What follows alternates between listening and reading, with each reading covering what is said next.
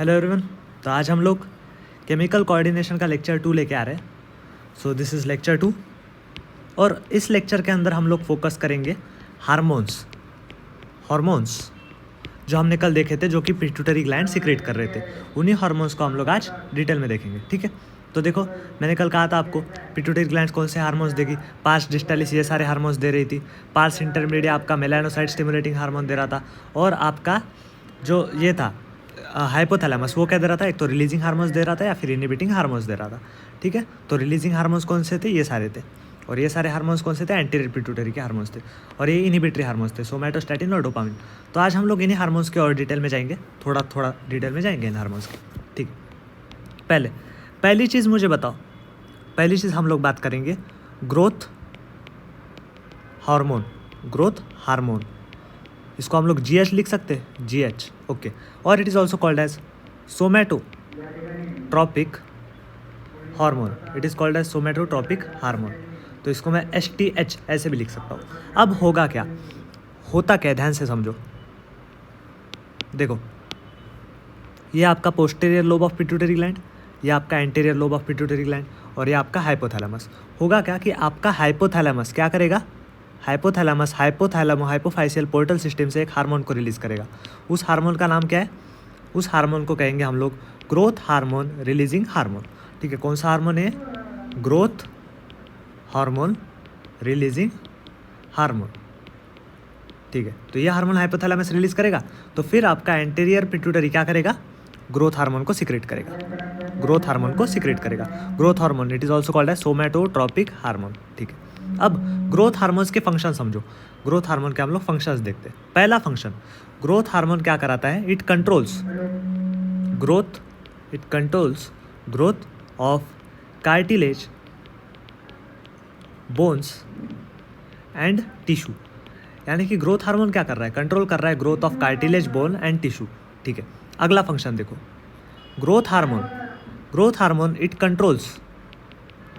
Controls metabolism of proteins, fats and carbohydrates. समझ गए। तो growth hormone also controls the metabolism of proteins, fats and carbohydrates. तीसरा function देखो, तीसरा function growth hormone का, कि अगर आपका ग्रोथ हार्मोन बढ़ गया तो फिर ब्लड का ग्लूकोज भी बढ़ जाता है, ठीक है। तो it is basically diabetogenic effect. Diabetes क्या होता है, डायबिटीज़ होता है ब्लड का ग्लूकोज बढ़ना, तो ये क्या होगा, डायबिटोजेनिक इफेक्ट। सो इसीलिए हम लोग ग्रोथ हार्मोन को हम लोग और एक नाम दे देते हैं, it is also called as diabetogenic hormone. समझ गए, it is called as diabetogenic hormone. तो ये हो गया ग्रोथ हार्मोन। अब ग्रोथ हार्मोन के हम लोग डिसीजेस देखते हैं, अगर ग्रोथ हार्मोन का हाइपर सिक्रेशन और हाइपो सिक्रेशन हुआ, ठीक है। देखो, पहला, अगर भाई ग्रोथ हार्मोन का हाइपो सिक्रेशन हुआ, यानी कि ग्रोथ हार्मोन आपका एक्सपेक्टेशन से कम सिक्रेट हुआ, तो क्या होता है, आपको होता है पिट्यूटरी ड्वार्फिज्म। समझे, पिट्यूटरी ड्वार्फिज्म क्या होता है, इसमें आपकी जो हाइट होती है, वो कम रह जाती है। आप देख सकते हो कुछ जो बच्चे होते हैं उनकी हाइट थोड़ी सी कम रह जाती है, क्यों, क्योंकि उनमें ग्रोथ हार्मोन का क्या हुआ है, हाइपो सिक्रेशन हुआ है। तो उसी को हम लोग क्या कहते हैं, पिट्यूटरी ड्वार्फिज्म, ओके। अगर हाइपर सिक्रेशन अगर हुआ तो हो सकता है जाइजेंटिज्म। अब जाइजेंटिज्म क्या होता है, इसमें हाइट बहुत एक्सेस बढ़ जाती है। आप देख सकते हो कुछ लोगों की हाइट बहुत ही बड़ी रह जाती है, तो जाइजेंटिज्म में क्या हो जाता है, हाइट बहुत ज़्यादा होती है। तो हाइपोसिक्रेशन में क्या होगा, हाइट बहुत कम रहेगी, पिट्यूटरी ड्वार्फिज्म। हाइपर सिक्रेशन में क्या होगा, जाइजेंटिज्म। लेकिन अगर अडल्ट केस में आपका हाइपर सिक्रेशन हुआ, तो क्या हाइट बढ़ सकेगी, नहीं ना, हाइट नहीं बढ़ेगी एडल्ट में। तो अडल्ट में क्या होता है, डिफॉर्मिटीज आना शुरू होते हैं बॉडी के अंदर, ठीक है। तो उसको ही हम लोग कहते हैं एक्रोमेगैली। एक सेकंड, उसको हम लोग कहते हैं एक्रोमेगैली। समझ गए। तो एक्रोमेगैली क्या होता है, डिफॉर्मिटीज आना बॉडी के अंदर, अजीबोगरीब ये हो जाती है, ग्रोथ हो जाती है, ठीक है। हाइट नहीं बढ़ेगी लेकिन बॉडी के अंदर अजीबोगरीब ग्रोथ। तो मैं एक्रोमेगैली को ऐसे लिख दूँ, एक्रोमेगैली को मैं ऐसे लिख दूंगा, ठीक है। अजीब ग्रोथ होगी, यानी कि हाइट नहीं बढ़ेगी, हाइट बढ़ेगी ऐसा नहीं होगा इसके अंदर, समझ गए? ठीक है, तो अडल्ट के अंदर होगा तो क्या होगा, एक्रोमेगैली, समझ गए? तो ये था growth hormone which is also called है सोमैटोट्रॉपिक हार्मोन, समझ गए? ओके, अगला हार्मोन देखते हैं, ध्यान से समझो। अगला हार्मोन है आपका thyroid stimulating hormone. Thyroid stimulating, ये सारे किसके हार्मोन से, एंटीरियर लोब के है ना, तो पहले हम लोग एंटीरियर लोब के हार्मोन देख रहे हैं। Thyroid stimulating hormone, it is also called as TSH, समझ गए? It is also called as TSH। अब इसका भी वही होगा कि आपका क्या होगा, ये पोस्टीरियर पिट्यूटरी होगा या एंटीरियर पिट्यूटरी होगा। आपका हाइपोथैलेमस क्या करेगा, हाइपोफाइशियल पोर्टल सिस्टम से किसको भेजेगा, थायराइड रिलीजिंग हार्मोन को भेजेगा, और आपकी जो एंटीरियर लोब है वो क्या सीक्रेट कर देगा, आपका थायराइड स्टिमुलेटिंग हार्मोन। अब होता क्या है, जब ये थायराइड स्टिमुलेटिंग हार्मोन सीक्रेट होता है, it goes towards thyroid gland. Thyroid gland कहा जाती है thyroid gland, which is present in the neck region. कहाँ पर लोकेटेड होती है, नेक रीजन के अंदर, ठीक है। और थायराइड ग्लैंड क्या करता है, इट रिलीजेस या फिर सीक्रेट्स, इसमें हम लोग सीक्रेट्स ही लिखेंगे, रिलीजेस से ज़्यादा बेटर वर्ड होगा ये, इट सीक्रेट्स। तो थायराइड कौन से हार्मोन सीक्रेट करती है, it basically secretes T3 and T4। T4 is also called as thyroxine. T4 is also called as thyroxine. अब ये दो जो हार्मोन्स है ये क्या करेंगे, ये जो है बेसल मेटाबॉलिक रेट को मेंटेन करते हैं, तो मैं यहाँ पर लिखूँगा कि these two hormones क्या करा रहे हैं, कंट्रोल्स बेसल मेटाबॉलिक रेट। अब ये कैसे बेसल मेटाबॉलिक रेट को मेंटेन करते हैं, ये हम लोग अगले कुछ लेक्चर्स में समझेंगे। इन डिटेल हम लोग जाएंगे, एक ग्लैंड के डिटेल में भी जाएंगे, ठीक है। अभी बस इतना समझो कि थायराइड स्टिमुलेटिंग हार्मोन क्या कराता है, थायराइड ग्लैंड के पास जाता है, थायराइड ग्लैंड के पास, और थायराइड ग्लैंड आपकी T3 और T4 को सिंथेसाइज करते हैं। T4 is also called as thyroxine, और ये दो हार्मोन्स क्या कराते हैं, बेसल मेटाबॉलिक रेट को जो है मेंटेन कराते हैं। ओके, तीसरा हार्मोन है आपका एड्रीनोकॉर्टिकोट्रॉपिक हार्मोन। तीसरा हार्मोन है आपका एड्रीनोकॉर्टिकोट्रॉपिक हार्मोन। इसको मैं ACTH ऐसे डिनोट कर रहा था। हो क्या रहा था भाई, एड्रीनोकॉर्टिकोट्रॉपिक हार्मोन के टाइम पे हो क्या रहा था, देखो इसका भी वैसा ही logic, same to same logic से पूरे के पूरे। ये क्या है, पोस्टीरियर पिट्यूटरी, ये है एंटीरियर पिट्यूटरी, ये हाइपोथैलेमस में क्या थी, हाइपोफाइशियल पोर्टल सिस्टम। तो यहाँ से एक हार्मोन रिलीज हो रहा था which was corticotropic releasing hormone. ये हार्मोन क्या हो रहा था, हाइपोथैलेमस से आ रहा था एंटीरियर पिट्यूटरी में, और आपके एंटीरियर पिट्यूटरी एड्रीनोकॉर्टिकोट्रॉपिक हार्मोन को जो है वो सीक्रेट कर रही थी, समझ गए? तो ACTH, ये था आपका ACTH, एड्रीनोकॉर्टिकोट्रॉपिक हार्मोन।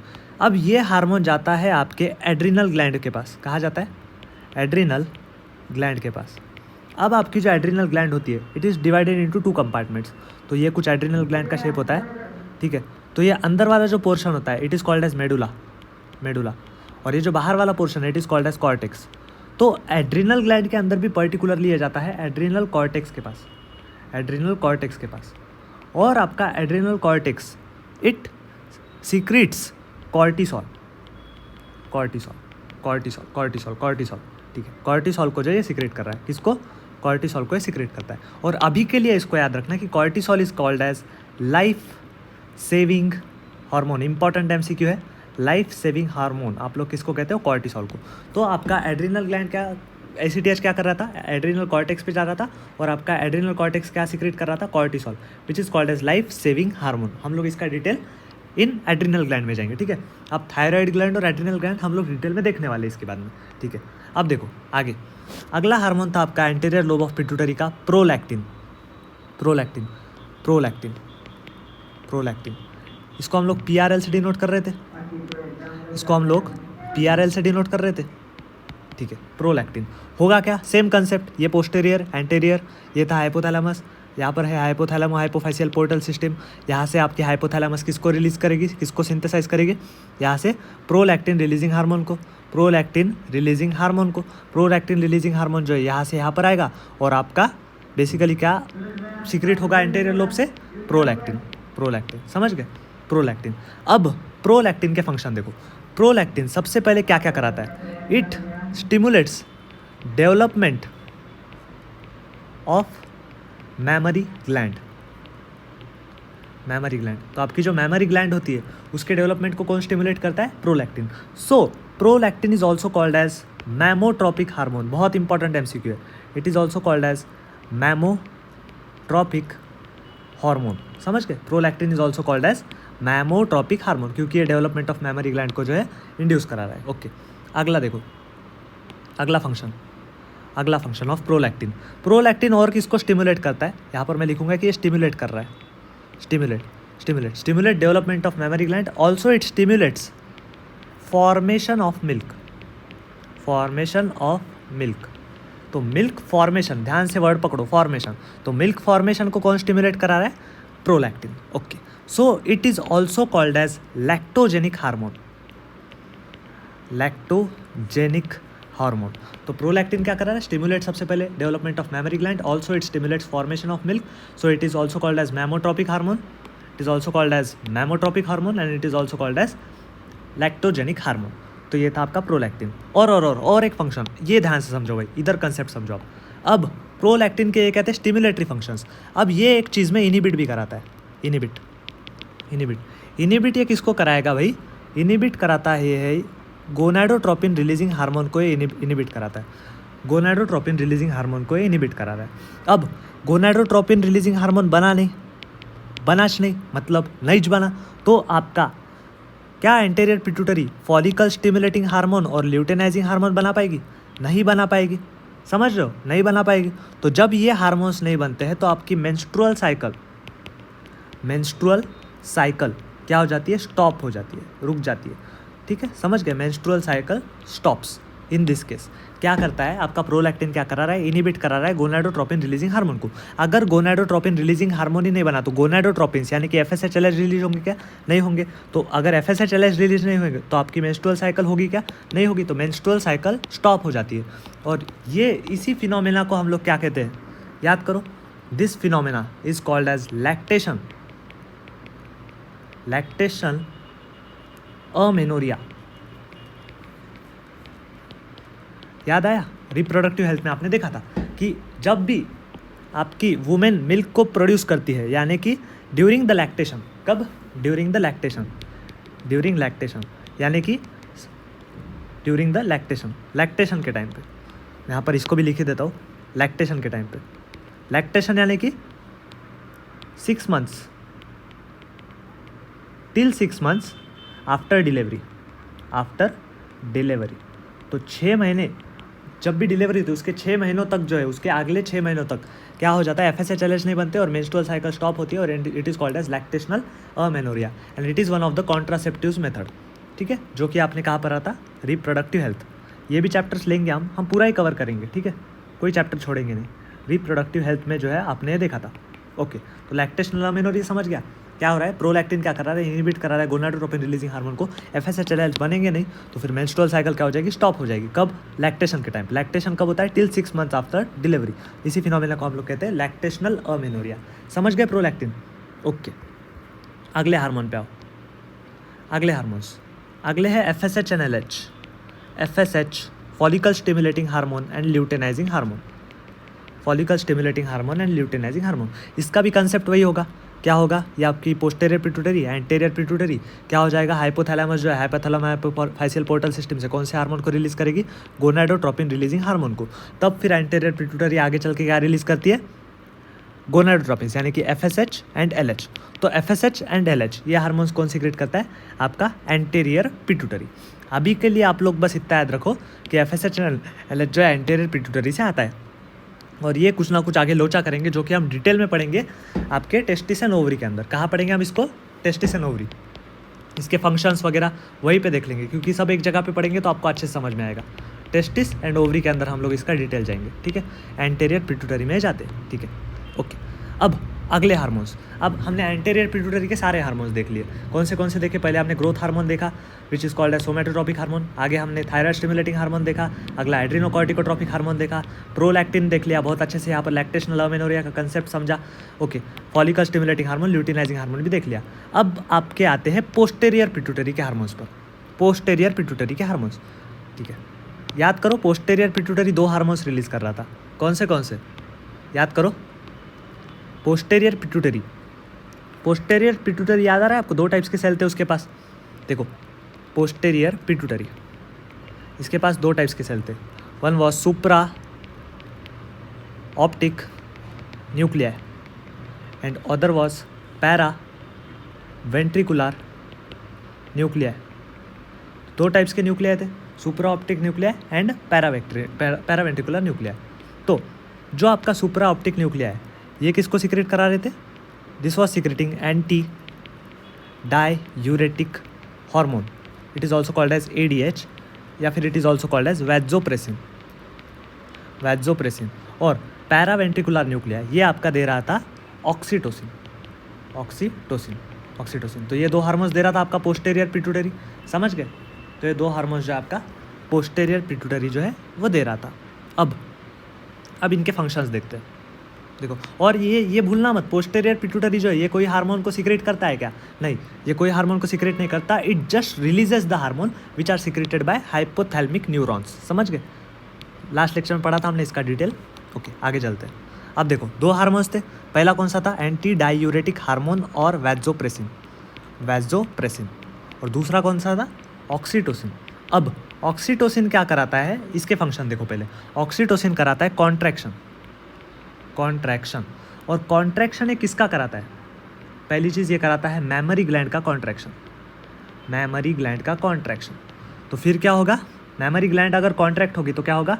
मिल्क, समझो भाई, ध्यान से समझो। मैमरी ग्लैंड का कॉन्ट्रैक्शन हुआ तो फिर क्या होगा? Milk eject out. So it is also called as milk ejection hormone, ठीक है। और दूसरा किसका कॉन्ट्रैक्शन कराता है? ये कॉन्ट्रैक्शन कराता है यूटेरस का। और यूटेरस का कब? ड्यूरिंग पार्चुरेशन के टाइम पे यूटेरस का कॉन्ट्रैक्शन कराता है, यानी कि डिलीवरी के टाइम पे। तो अगर यूटेरस का कॉन्ट्रैक्शन होगा तो क्या हो जाएगा? आपका जो फीटस और बेबी है वो क्या हो जाएगा? बाहर आ जाएगा। तो it is also called as birth hormone. तो 2 नाम्स आ गए इसके, ठीक है। ऑक्सीटोसिन के हमने 2 फंक्शन देखे। पहले तो ये कॉन्ट्रैक्शन कराता है मैमरी ग्लैंड का और यूट्रस का। मैमरी ग्लैंड का कॉन्ट्रैक्शन कराओगे तो मिल्क इजेक्ट आउट, तो मिल्क इजेक्शन हार्मोन। यूट्रस का कॉन्ट्रैक्शन कराओगे तो पार्चुरेशन या फिर डिलीवरी होगी, तो इसको हमने बर्थ हार्मोन कह दिया। समझ गए? ओके। अब इससे रिलेट करो, ध्यान से रिलेट करो। इसके पहले हमने एक हार्मोन पढ़ा था, प्रोलैक्टिन पढ़ा था, याद है? तो देखो एक बार लिख लो यहाँ पर अच्छे से कि जो आपका प्रोलैक्टिन है इट इज़ मिल्क फॉर्मेशन कराता है, और आपका जो ऑक्सीटोसिन है, ये क्या कराता है? मिल्क इजेक्शन कराता है। समझे 2 पॉइंट? तो इसको अल्ट्रा इंपॉर्टेंट कर लो, बहुत कंफ्यूज हो गया। प्रोलैक्टिन क्या करा रहा है? मिल्क फॉर्मेशन, और ऑक्सीटोसिन क्या करा रहा है? Milk ejection. ओके, अगला हार्मोन देखो जो पोस्टेरियर पिट्यूटरी का था, वो कौन सा था? एंटी डाययूरेटिक हार्मोन या फिर वैज़ोप्रेसिन। ये क्या कराता है?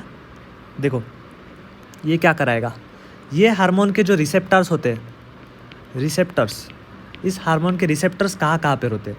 फर्स्ट ऑफ ऑल रिसेप्टर्स होते हैं इसके स्वेट ग्लैंड्स में, स्वेट ग्लैंड्स के अंदर इसके रिसेप्टर होंगे।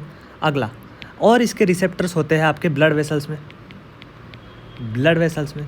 मैं पहले ही कह रहा था ये चैप्टर काफ़ी कंसेप्चुअल है, इसको रट नहीं सकते आप। कंसेप्ट्स पूरे समझो, बहुत आसान चैप्टर है, ठीक है। थर्ड, और इसके रिसेप्टर्स प्रेजेंट होते हैं नेफ्रॉन्स के अंदर। नेफ्रॉन्स में भी डिस्टल कॉन्वोल्यूटेड ट्यूब्यूल और कलेक्टिंग डक्ट, तो यहाँ पर इसके आपके क्या होते हैं? रिसेप्टर्स लोकेटेड होता है। तो ADH या फिर वैज़ोप्रेसिन क्या कराता है? ADH या फिर वैज़ोप्रेसिन कराता है increased absorption of water and salts. तो ADH क्या करा रहा है? जो आपका नेफ्रॉन का जो DCT और कलेक्टिंग डक्ट है या फिर ये सब रिसेप्टर से क्या करा रहा है? जो वाटर का कॉन्सेंट्रेशन जो है उसको इंक्रीज करा रहा है, एब्जॉर्प्शन को जो है इंक्रीज करा रहा है। So it basically increases the absorption of water and salts, ठीक है, वाटर एंड सॉल्ट्स। लेकिन अगर आपका ADH का हाइपोसिक्रेशन हुआ,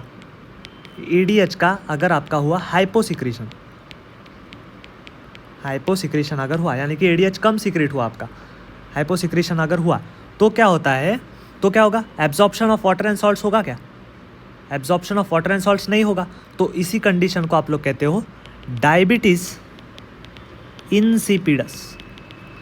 बहुत इंपॉर्टेंट है, डायबिटीज़ इंसिपिडस, समझे डायबिटीज़ इंसिपिडस। अगर आपका एडीएच क्या हो गया, कम हो गया, एडीएच कम हो गया, एडीएच कम हो गया तो क्या हो रहा था कि एब्जॉर्प्शनल वाटर एंड सॉल्ट्स क्या हो रहा था, कम हो रहा था। तो इसी केस को हमने क्या कहा, डायबिटीज़ इंसिपिडस। तो दो टर्मिनोलॉजीज आते हैं, एक डायबिटीज़ इंसिपिडस और डायबिटीज़ मेलाइटस। तो मेलाइटस को तो बाद में देखेंगे, लेकिन डायबिटीज़ इंसिपिडस आपको आई होप समझ में आ गया होगा। डायबिटीज़ इंसिपिडस यानी कि क्या है, एडीएच का हाइपोसिक्रेशन, इतना याद रखो, ठीक है। तो ये हार्मोन था आपका एडीएच या फिर वैसोप्रेसिन, और ये दूसरा था ऑक्सीटोसिन। ऑक्सीटोसिन के और नाम क्या थे, it is milk ejection hormone और बर्थ हार्मोन। तो ये सारे हार्मोन्स हमने अच्छे से पढ़ लिए। सो आज हमने क्या बेसिकली क्या पढ़ा, आज हमने पढ़े सारे के सारे हार्मोन्स। आज हमने पढ़े hormones. Today we have studied about hormones. Hormones किसके, एंटीरियर पिट्यूटरी के कुछ हार्मोन्स देखे और पोस्टेरियर पिट्यूटरी के कुछ हार्मोन्स देखे, ठीक है। तो ये आज का हमारा मुद्दा ये ख़त्म होता। तो इसके बाद हम लोग क्या करने वाले, इसके बाद हम लोग इंडिविजुअली एक एक ग्लैंड की तरफ जाएंगे, यानी कि इसके बाद हम लोग क्या करेंगे, ग्लैंड्स की तरफ जाएंगे, इन डिटेल जाएंगे। Next lecture will be about, next के अंदर हम लोग क्या करेंगे, ग्लैंड्स को पढ़ेंगे इन डिटेल। तो ग्लैंड्स कौन सी पढ़नी है आपको, थायराइड ग्लैंड एक पढ़नी है, यानी कि जो बीएमआर मैंने कहा था आपको T3 T4 मेंटेन कर रहा था, उसका पूरा डिटेल मैकेनिज्म जानेंगे। उसके बाद हमें डिटेल में दूसरी जो ग्लैंड पढ़नी है वो थी पीनियल ग्लैंड। पीनियल ग्लैंड के बारे में पढ़ना है, ओके। थायराइड ग्लैंड के बारे में पढ़ना है, पीनियल ग्लैंड के बारे में पढ़ना है। उसके बाद हम लोग जाएंगे पैनक्रियाज के पास। Pancreas is also one type of gland, इसके बारे में भी डिटेल में जाना है, ठीक है। उसके बाद हम लोग इन डिटेल जानेंगे आपके एड्रिनल ग्लैंड के बारे में, एड्रिनल ग्लैंड के बारे में। उसके बाद हम लोग जाएंगे थायमस ग्लैंड पे, थायमस ग्लैंड, ठीक है, थायमस ग्लैंड। तो थायमस ग्लैंड होने के बाद हम लोग जाएंगे, इसके बाद हम लोग जाएंगे testis and ovary, testis and ovary. और टेस्टिस एंड ओवरी, इसके बाद हम लोग कुछ अदर चीज़ें पढ़ेंगे जो कि चैप्टर की बचेंगी, ठीक है। तो आगे हमें अगले लेक्चर में क्या कराना है, ये ग्लैंड्स को डिटेल में कवर करना है, ठीक है। तो आई होप ये सारे ग्लैंड्स पढ़ने में हमें 2 दिन लग जाएंगे। तो 2 लेक्चर में हम पूरे ग्लैंड्स को जो है कवर कर देंगे, और लास्ट वाला जो एक लेक्चर बचेगा उसमें हम लोग बचे कुछ टॉपिक्स पूरे देख लेंगे। तो इन ग्लैंड को हम लोग डिटेल में जानेंगे। तो कल बेसिकली हम लोग मिलेंगे थायराइड ग्लैंड के साथ, ठीक है। तो आज का लेक्चर मैं यहीं पे समाप्त करता हूँ। इनको हम पूरा डिटेल में देखेंगे, ठीक है, कोई टेंशन मत लो। अभी ये जो आपको समझा नहीं होगा, कुछ थायराइड का वगैरह आपको अगर समझा नहीं होगा, तो ये पूरा डिटेल आएगा। एड्रिनल ग्लैंड हमने कॉर्टिसोल को लाइफ सेविंग हार्मोन कहा था, तो ये सब क्यों कह रहे थे कि हम लोग नेक्स्ट लेक्चर में अच्छे से समझेंगे। So thank you very much, thank you once again, और कल मिलते हैं फिर थायराइड ग्लैंड के साथ। Thank you, bye bye.